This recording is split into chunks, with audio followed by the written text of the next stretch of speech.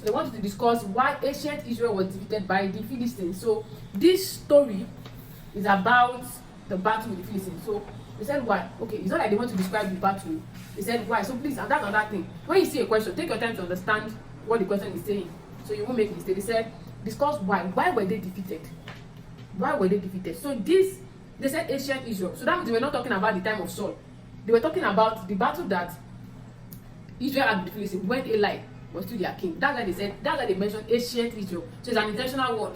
So that's why you need to take time to read through the question correctly and understand it properly. So the ancient Israel was actually defeated by Philistines. That was the punishment that God, remember when the children of Eli were misbehaving, Hophni and Phinehas, and God told Samuel that this is what he's going to do to Israel, to Eli, and he said that he's going to make sure that the battle at Philistine, his two sons are going to die there and all. And how did they die? You know, Israel already went on the battle, and then they saw that the Philistines were winning them, and they thought of, okay, let's go and bring the ark. That if the ark will get to this place with us, then we know that the ark of God cannot be with us and we will not win the battle. So in fact, when they brought the ark to the battlefield, the people, the joy and everything, the Philistines got scared. Because why did people rejoice? Like, we are winning them. So they knew that something was wrong. But eventually, they summoned courage and they went against them and they killed them. They killed them to the point that they captured the ark of God and they killed the Hophni and Phinehas, the sons priests that were watching the ark of God. So they asked us that why did they win them? So the first thing to mention is that military weakness. If they had, like I said, it was Saul that not brought about this military thing. They did not have soldiers. What they usually do, remember the time of what's the name of this guy? It is Jephthah.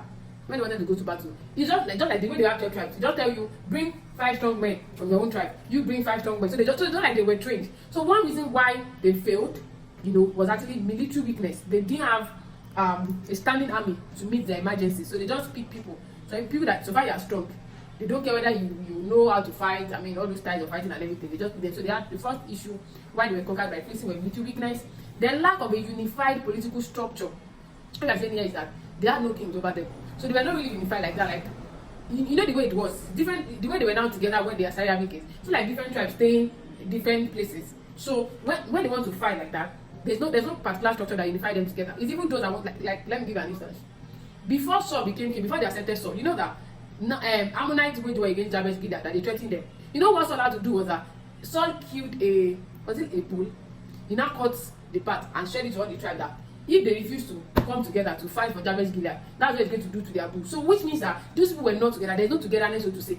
And that's because there's no king over them and they just have the prophet. So what they do to prophet is that prophet like a judge. When they have issue in their tribe, they just come, person will judge, they go back to their place. Do you understand? So the fact that they were not they do not have a unified political structure was another reason why the Philistines won them. Then the sins of the sons of Eli also was another reason why the Philistines defeated them. So God already planned it out that it's in this battle I'm going to kill them. And another issue was that Eli's complacency. Eli too did not correct his children. So that actually, made God to say, okay, these are I'm going to kill these ones. Then the sins of Israel as a nation.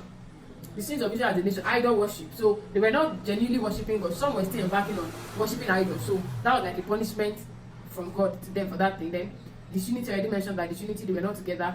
Then they do not have a charismatic military leader. Imagine that then Eli was leading them. Eli that could not even control his own children. How will he control the whole of Israel? So Eli was just there, was old, and also there was no way they could win the battle. So that's all about the question, why ancient Israel was defeated by the Philistines. So the fifth question here, examine the consequences of David's adultery with Uriah's wife and the lesson learned. Examine the consequences of David's adultery with Uriah's wife and the lesson learned. So in this particular story, they want you to examine. Now you have to explain in detail how David slept with Uriah's wife. You have to explain in detail how David slept with Uriah's wife, how he had Uriah to come, what he did to Uriah. The first time he tried to get him drunk, Uriah didn't go to his wife. The second time he tried it again, Uriah didn't go to his house. And that was why he now decided that, okay, let me just kill this guy. And he just wrote a letter and told Uriah to give it to Joab. So one other thing I need to make to note is that you must not forget the names of those people that are very, very important to that story. Joab is commander-in-chief of David's army, Uriah, Bathsheba. So you cannot, forget all those things. And then Prophet Nathan was who God sent. You can't forget that too. What did God tell? The story that Prophet Nathan told David, like, oh, somebody had a visitor, took this. You must not forget that. And how Prophet Nathan told him, and what David said. Prophet Nathan told him that, how does he want to be punished? Is it through God and all that? And he said it's better God to punish him himself. You get that? That's how he died. So they said you should talk about the consequences. So what I think you should do is that if you are being asked this kind of question, examine the consequences of this adultery. You should give us like a short recap of how David committed adultery with Uriah, what happened to Uriah. So that would actually make us understand, okay, so he actually killed Uriah and committed. So what are the consequences? Now they now want to tell us what God said to Prophet Nathan. So that's actually the main question. What were the instructions that God gave Prophet Nathan, that this is the punishment that I'm going to meet on the house of the house of David, though. This is what I'm going to do to David. And then you can now list those things, how they came to pass. So the first thing that happened with the consequence was that Amnon raped Tamar. Right? So now, after you have, I want to give you a picture. I want you to imagine how to write it. So let's say your essay form now. The first part, you explain to us how this person raped Bathsheba's and Uriah's wife, how David called Uriah and all that. Then the second paragraph, you talk about how God sent Prophet Nathan to tell him that, oh, this is his offense and this is what he has done. So you cannot talk about these are the consequences of his action. Number one, Amnon raped Tamar. Give us a short recap of that story of how Amnon was loving his half sister and told his friend, this, and the friend said, oh, there's what you can do. Pretend like you are sick. Tell the king you are sick. You want to start, come and take care of you. So give us a short recap of that story. How Amnon raped Tamar, and then so that's one of the consequences. So just because God said he's going to punish his family and all that. So find out the exact word. Now I'm paraphrasing. There's actually a word that God used that this is what I'm going to do to the family of David. Then the second consequence, Absalom killed Amnon. So you can explain to us further that because of what Amnon did to Absalom's sister, he had to kill him. How did he kill him? He told the king that they want to have all the king's children. He want them to gather and have like some fun. And then they already planned somebody that would kill him.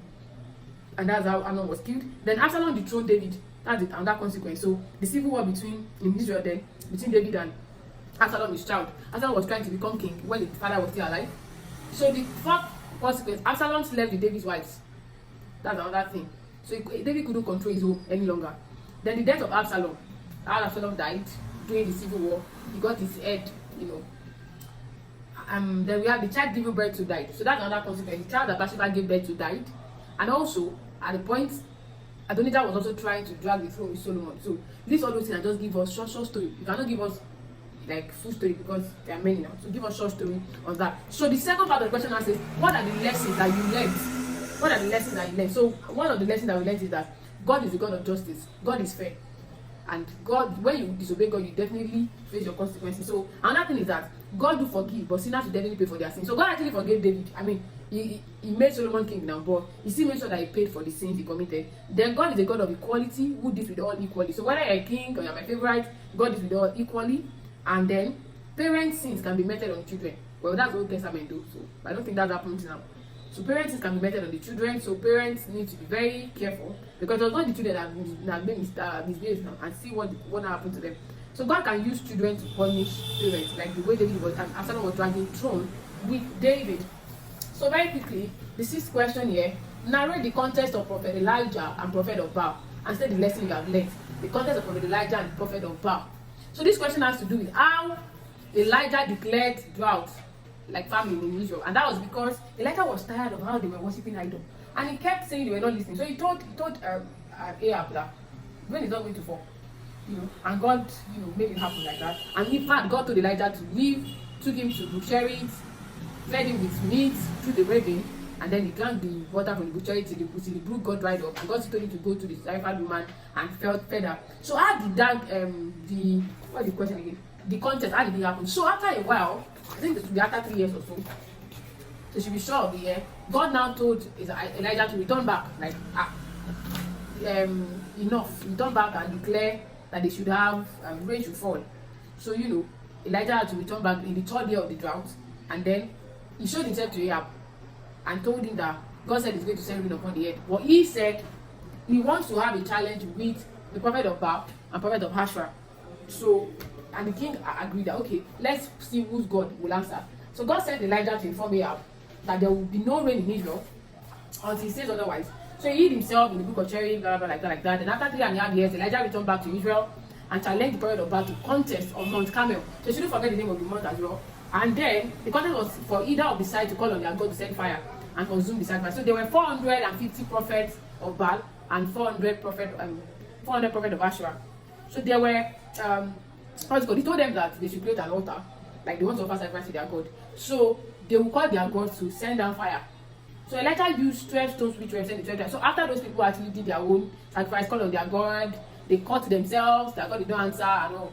So Elijah said, okay, it's a stone. So Elijah created his own altar use 12 stones to represent the 12 tribes of Israel, told them to pour 12 jars of water. So they actually poured 3 jars, 4 times, poured 12 jars of water. Then the reason why I have to pour water, they don't pour water. I wanted to put to them that even with water, fire will come out from this sacrifice. And they just poured on God, and fire came down with it. And then after them, he killed all the prophets of Baal and Asherah. So they asked that, what lesson did you learn? God is supreme to other gods. That's not the lesson, like God is supreme to other gods. And then God is a God of miracle. Because that is actually a miracle. God is a miraculous God. And God does not disappoint his children. God does not disappoint his children. And God has power and authority over nature. I mean, for God to say rain will not fall for 3 years. God forbid we experience that kind of thing. So God has power and authority over nature. Then God punishes sinners for sins committed. Like, look at this prophet. He got killed. And God is a jealous God. God hates when you worship with other gods, when you worship him with other gods. So the last but not the least question in this year 2019 said, briefly explain Hosea's marriage symbolism. Briefly explain Hosea's marriage symbolism. So they want to talk about what Hosea's marriage symbolizes. So first off, you have to explain to us how God told Hosea to marry an harlot, the name of the harlot, Gomer. Then tell us how they gave birth, what the names of those children stand for. Jezreel, Loruhama, Lohami, what the names stand for. So but those names also carry symbol. Like now, the Jezreel, God said that, because of this, they will no longer have the reign of what's it called, the Israelites will no longer continue, blah blah blah. They're not pity. God said he's not going to pity the Israelites again, not my people. He said they are no longer his people. So those actually stand for something. So but the first paragraph, she introduced us to Hosea. Hosea was one of the 8th century BC prophet, and he prophesied in the northern kingdom. He married a prostitute, an harlot, and prostitute gave birth to 3 children, Jezreel, Loruhama, Lohami.